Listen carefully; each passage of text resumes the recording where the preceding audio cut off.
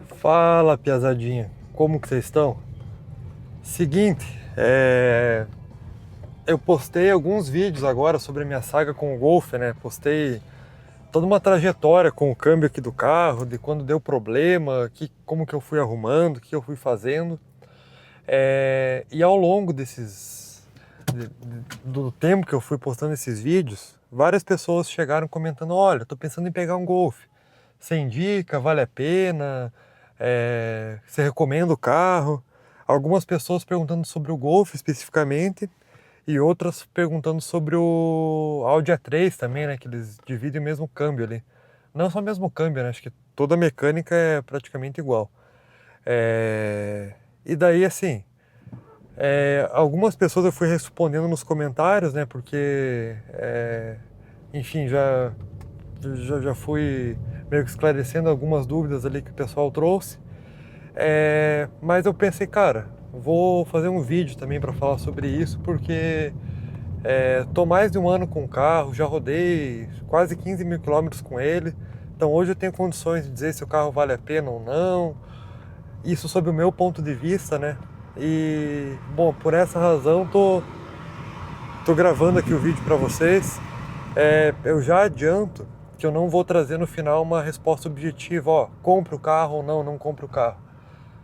Essa é uma avaliação que cada pessoa tem que fazer, né? Cada um sabe do que busca quando vai comprar um carro, de quais são os pontos importantes, o que tem que ter de cuidado, se é um carro que gosta ou não, né? Então, eu vou dividir minha experiência com vocês, falar sobre alguns pontos que eu acho importantes de serem analisados com bastante calma antes de pegar o carro.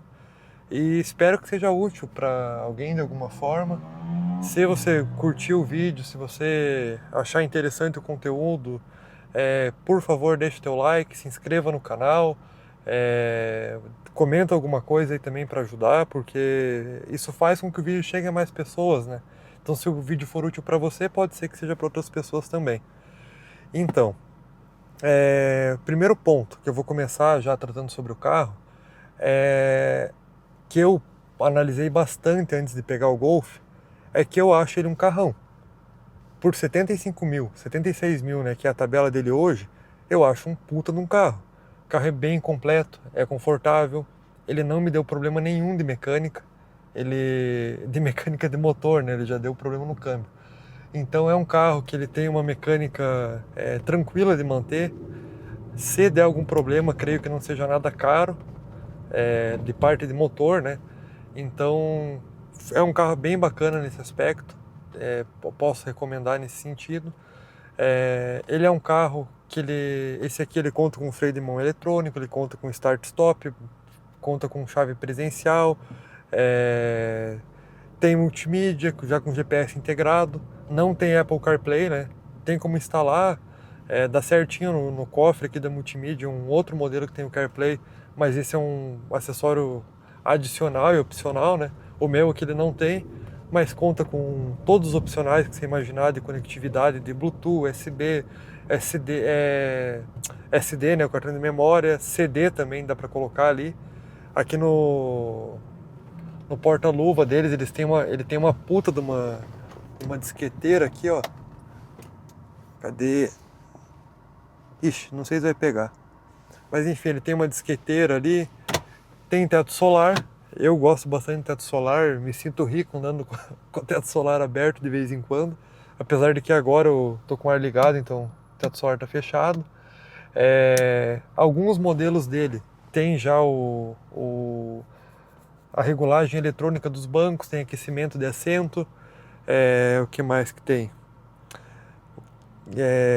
O câmbio dele, apesar de todos os problemas que eu vou comentar mais adiante no vídeo, é um câmbio muito bom de resposta, ele é responsivo, ele não te deixa na mão.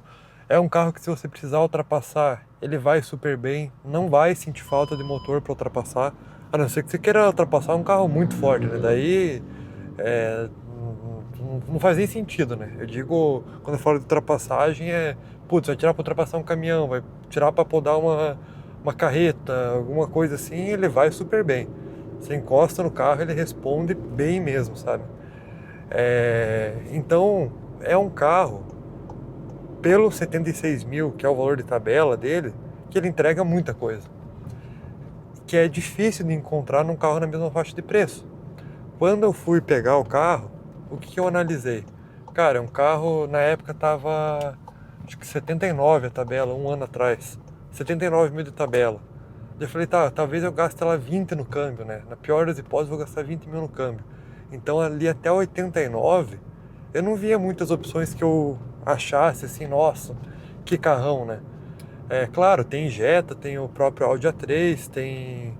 Enfim, tem algumas opções ali nessa faixa de preço que eu particularmente não quis, não gostei, né? Um outro aspecto muito importante de se considerar quando vai pegar um carro é a estética. Pô, às vezes você acha carro super confiável, com opcionais e tudo, que é feio pra caramba, sabe? E quando você tem o gosto pelo carro, isso também tem que entrar na conta, né? Não adianta você falar, pô, quero o carro mais confiável do mundo.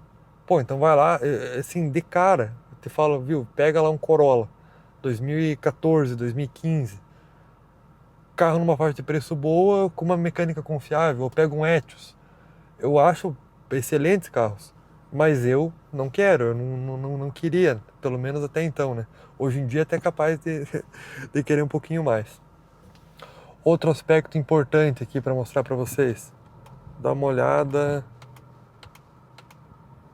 Cadê? Ah, agora até baixou a média aqui para 8, que eu estou com bastante trânsito. Hoje para ir para o trabalho de manhã eu fui rodando um pouquinho mais livre ali, estava marcando 11 de média. Então é um carro econômico. Pensando, né, que é um carrinho que anda bem, é um carro que ele tem força de ultrapassagem, ele tem força de arranque também e é econômico, é um excelente aspecto. Agora, como eu tô rodando nossa, vem um solzão na cara. Como eu tô rodando bastante no trânsito aqui, a média desce um pouquinho mesmo, né? Mas enfim, esses são os pontos assim que no geral eu recomendo que vocês avaliem, sabe? Antes de decidir por pegar ou não o carro. E daí o que eu tive de manutenção nele ao longo desse período, né? Eu fiz manutenção básica de troca de óleo e filtro. Quando eu peguei já tinha sido trocado correia dentada, já tinha sido feito limpeza no bico. O carro não tinha carbonização nenhuma. Eu não sei se ele teve alguma descarbonização antes de eu pegar ou se realmente não precisou fazer. Eu só rodei com ele na Podium desde o início, desde que eu peguei ele. É um combustível mais caro, de fato, mas isso fez com que eu não tivesse nenhum gasto com limpeza de bico, nem nada. E com essa mistura que a gente tem alta, né, de etanol no combustível, eu ouvi dizer que a Podium pode aguentar um pouco mais, né, pode preservar um pouco mais o motor, considerando que esse aqui é um carro de injeção direta, né, e além de tudo ele é só gasolina. Esse modelo que eu tenho é só gasolina, não é flex.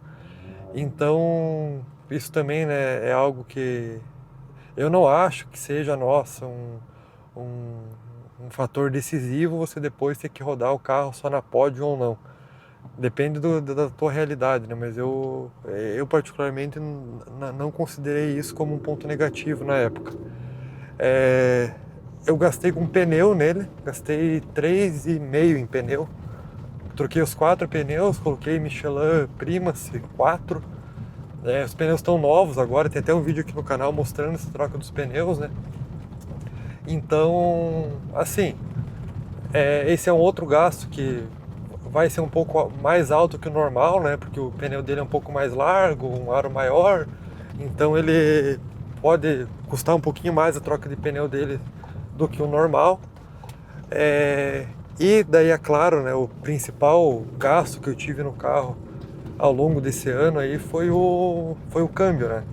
Eu tive lá um indício de problema no início do ano passado, em março do ano passado. Eu fiz a instalação do acumulador de pressão da FDY, né? Isso tem aqui no canal também, mostrando lá na época quando eu fiz. Agora em março desse ano, eu tive que trocar a mecatrônica do carro, porque a mecatrônica que estava nele acabou queimando e, enfim, eu tive que trocar. O acumulador de pressão lá atrás custou R$ 3.500. A mecatrônica agora custou 7,5. Acho que foi 7,5 ou 8. Acho que foi 7,5 que custou. Então isso dá um gasto de 11 mil reais, né? É 7,5, 10, 11 mil reais. Então, assim, resumidamente, esses são os pontos que eu analisaria para pegar um Golf. O que eu analisaria? Se é um carro que me atende, se é um carro que está dentro das minhas expectativas, se é um carro que eu acho legal, acho importante, né? Você vai pegar um carro para curtir um pouco, tem que ser um carro que você acha legal. E ele entra meio como um híbrido, né? De um carro para dia a dia para um carro para você curtir também e fazer uma viagem ali. Porque eu, particularmente, se eu tivesse hoje condições de pegar um carro só para curtir, eu não iria tá andando de Golf. Eu tava de Opala, de Chevette, de Corcel, de Goapê, enfim, de um carro para curtir mesmo. E teria ali um Celta pro dia a dia, um Uno. Claro, isso porque é o que está mais próximo da realidade, né? Se eu pudesse mesmo loquear, nossa, eu tava com um Dodge Charger e sei lá que carro que eu teria, né? Mas não é o caso, não tenho como fazer essa escolha e nem como ter esses dois carros hoje, né? Então esse aqui é um híbrido legal para essas duas opções. Uma coisa que assim acabou me causando um pouco de incômodo depois que eu peguei ele é que eu hoje, né, não tenho filho, não tenho criança, só tenho eu, minha noiva e de dois cachorros que a gente tem, né? E então o espaço do carro começou a ficar, putz, cara, eu hoje talvez iria num carro mais espaçoso. O porta-mala dele é pequeno. Você coloca duas malas grandes ali, ele vai ocupar o porta-mala inteiro. Aqui atrás dá para andar com mais duas pessoas. Mais que isso, ele vai encher demais o carro, sabe? Então, eu avaliaria esses pontos também. Recomendo que vocês façam essa análise, que é algo que eu não. Na verdade, não é que eu não analisei na época, mas é que na época era outra realidade, né? Não precisava de mais espaço. Hoje em dia, coloco os dois cachorros aqui, eu não tenho espaço para nada, né? Então, eu avaliaria isso também. E em resumo, pesada, é isso que eu tenho para dizer. É um carro que tem esse problema crônico conhecido, então se for pegar o carro, deixa lá uma reservinha para mexer nisso. É um carro que ele não vai te dar muito gasto recorrente, então você não precisa ganhar muito para manter um carro desse, dá para manter tranquilamente, né, conseguindo pagar um valor, conseguindo ganhar um valor razoável. Acho que isso já dá para segurar as pontas, né? Desde que esteja preparado para essa contingência do câmbio. E eu vi caso também, tenho conhecido ali que, sei lá, comprou o carro, financiou pagando quase o salário inteiro de parcela, pô, daí não consegue manter o carro, não adianta, isso pode ser com qualquer carro. E claro, quanto mais tecnológico for o carro, mais confortável, mais forte for o carro, maior vai ser o gasto, né, para manter ele. Então avaliem isso, né, não adianta querer ganhar, sei lá, 5 mil, pagar 4.500 de parcela. Ou ganhar milão, querer pagar 900 de parcela, não dá. Avalie, né, isso não é nem só sobre esse carro, é sobre qualquer carro que for comprar. É importante avaliar e, olha, acho que em resumo esses são os pontos que eu avaliaria, sabe? Então, vale a pena ou não o carro? Se, após a análise de todos esses pontos e mais outros pontos que vocês julgarem interessantes, ainda curtirem o carro, acharem que vale a pena, beleza. Se não, de repente vale a pena. Falar, cara, eu quero mesmo um Golf, eu consigo segurar um pouquinho mais. Vale a pena, sei lá, para um 2016 com câmbio Tiptronic, ou achar aquela mosca branca, né, que é o manual. Apesar de que o manual, assim, ele é um carro muito bacana pro cara que vai mexer, que vai fazer stage, mas é um conforto maior. Você fazer uma viagem longa ali num carro automático é menos cansativo, né? Então também é importante pôr isso na caneta. E é isso. Acho que é mais ou menos dessa forma que eu posso contribuir, sabe? Esses nortes ali que eu acho que podem servir para esse carro aqui. Eu gostei bastante desse 1 ano com ele, apesar desses problemas, apesar de ter tido dor de cabeça, eu gostei bastante desse tempo com ele. Me atendeu super bem. Infelizmente me deixou na mão com o câmbio, mas é algo que eu esperava que pudesse acontecer, então nem tenho como reclamar muito. Agora, eu já estava, antes desse problema com o câmbio, eu estava com o carro anunciado para venda. Daí, bastante gente perguntando, já fez mecatrônica? Já fez mecatrônica? Eu falo, não fiz isso aqui. E a turma meio que, tá, beleza, estou procurando algum que esteja mecatrônica feita. Agora, coloquei no anúncio que eu fiz a mecatrônica, porque tá tudo na garantia, né? O carro tem agora garantia do que foi feito nele. A pessoa, acho que pega um pouco mais de confiança, né? Então agora tô até vendo aqui alguns negócios que é capaz que o carro vai embora, sabe? E eu consigo até vender ele com mais tranquilidade, sabendo que tá tudo arrumado, tá tudo certinho, né? Enfim, é dessa forma que eu podia contribuir aqui nesse aspecto. Mais uma vez eu peço que deixe teu like, se inscreva, comente, enfim, acompanhe aí o canal se achar interessante. Agradeço se você assistiu o vídeo até aqui, né? Ficou um vídeo meio longo e meio monótono, né? Não tem muita variação de ambiente, de nada, mas enfim, pesada. Espero que tenham gostado e logo tô aí de volta postando vídeo de viagem, de jogo, de carro. Dependendo do carro que eu pegar na sequência aqui, eu volto para mostrar para vocês também, se pegar alguma coisinha legal, né? E agora é isso. Não vou ficar gravando vídeo do dia a dia, né? Porque ó o dia a dia que é aqui, ó, pegar trânsito. E daí mais trânsito, né? Se o próximo vídeo puder ser pegando o trânsito num carrinho bem legal, eu trago, né? Senão, deixo para quando tiver alguma coisa boa para trazer para vocês aí. Obrigado, pesada. Se cuidem. Falou!